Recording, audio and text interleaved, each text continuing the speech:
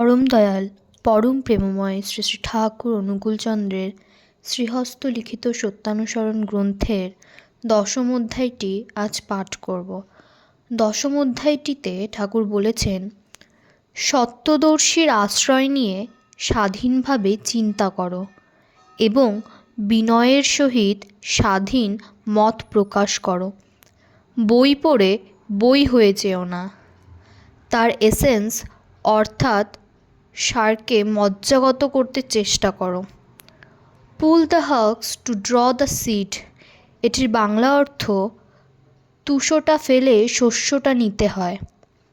উপর উপর দেখেই কিছু ছেড়ো না বা কোনো মত প্রকাশ করো না।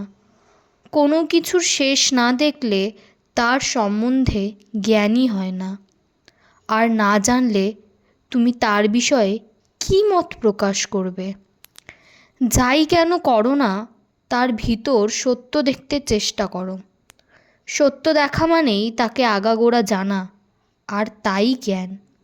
যা তুমি জানো না এমন বিষয়ে লোককে উপদেশ দিতে যেও না। সবাইকে জয়গুরু বলে আজকের দশম অধ্যায়টি এখানেই শেষ করছি।